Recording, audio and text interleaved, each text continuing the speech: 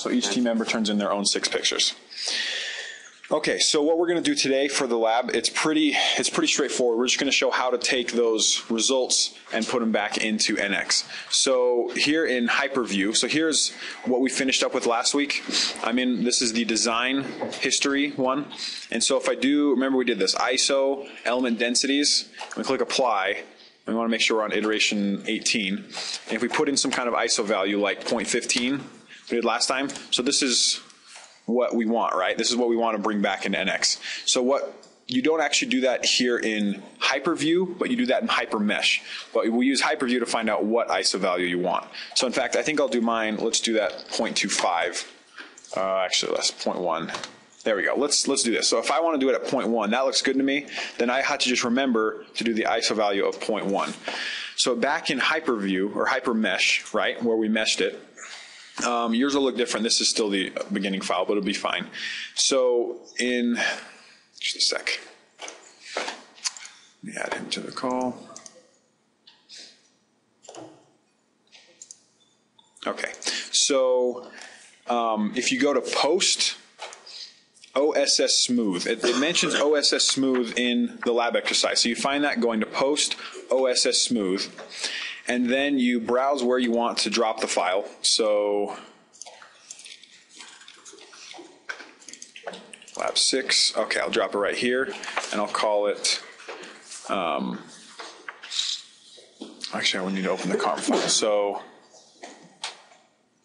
there we go. So CARM, so if you find your FEM file, right, it should just be the same folder that the other ones were, and you output it. I'm going to do it in an STL, or you can do it in an IGES. I know last year we had problems with IGES.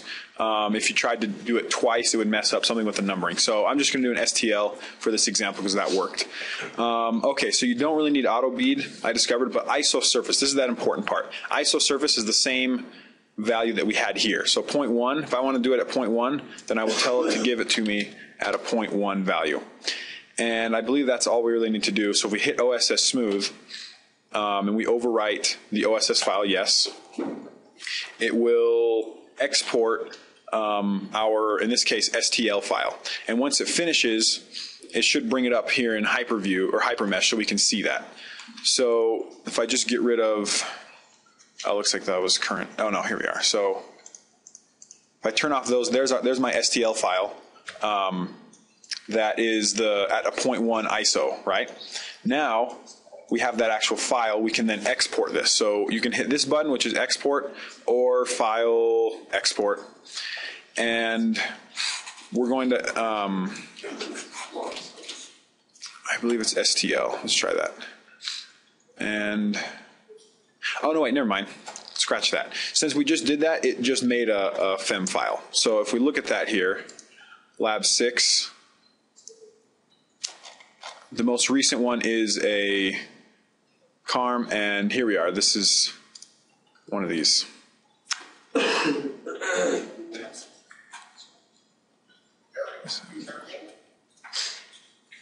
little bit. Oh, hi, Dr. Jensen. I could barely hear you over the Tandberg. Do you have any suggestions? I barely got here and heard your voice and decided I would say hello. Oh, well, it's good to talk to you. All right. So now if you open up your file in. Hold on. Oh, sorry. Do you have something to? You can go ahead and talk to us. I didn't mean to interrupt you. Oh, okay. That's fine. We send out an email with the join.me number if you'd like to follow along in the lab. Okay. So the other file that is on the website, but we emailed out since the website is down, is the CARM designspace.part file. So make sure you save that in your own folder. And if you open it up, it's basically the design space for that same part that we were doing before, right? So what we want to do is we want to import then this STL or an IGES file into this part, and then we will remodel around it. So when you have the part open, if you just say File, Import, and I'm going to import an STL, and it should have an STL. There we are. So right there. So carm.stl, and it was, yes, the one I just created. So I click OK, and OK, and there we go. Now it just imported it on top of that geometry. See that? And if you want to view, if you want to just, it brought it in on a new layer. So this button right here is layers. And so right now, 21 is our work layer, which is where that file is. So if I turn off layer 1, which has the rest of our geometry, then we just see our STL. And if we'll make this one our work, and we turn off 21, then we'll just see that. Does that make sense? So basically all you do then is now you know what to do. You just use extrudes and subtractions and just do some sketches around there to make this, to model the geometry. This one doesn't have to be. Yeah, so, and that's a good point. So on your, like we mentioned, your part should be parametric, that you did yourself. After you finish, you should make it parametric. This one doesn't have to, though.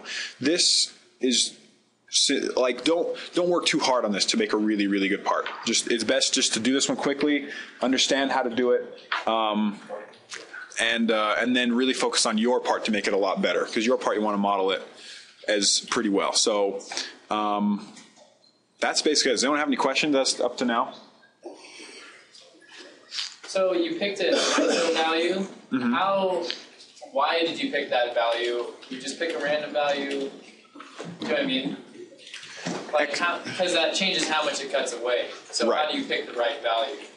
That's a very good question. Can you repeat the question again? Right. The question was, why did I pick the ISO value I picked, and how do you find the correct ISO value to pick? Is that what you're saying? In all honesty, the optimization that we ran is a topology optimization, which simply shows us where the loads are flowing. So where to have material, not necessarily how much you can have. So you can change how much it is, but it doesn't tell you how much you really should have according to that load case. Okay. So the a size and shape analysis and optimization will then give you, according to that loads, will then tell you what's the optimal, how big should these beams be, right? And so for the sake of this case, make something that looks pretty good. It's kind of rule of thumb, I guess. Just kind of follow your heart, I guess. That's a good question. A good question. So we can go over that later about how to pick it. For this one, it's the control arm. I would just do 0.15. That sounds like a pretty simple one. And then for yours, make one that looks like it would work, I guess, for now. Any other questions? All right, that's all really we have to present. And so, yeah, this lab's pretty simple, so you should be able to get it done pretty quick and catch up if you weren't able to get the last one. All right?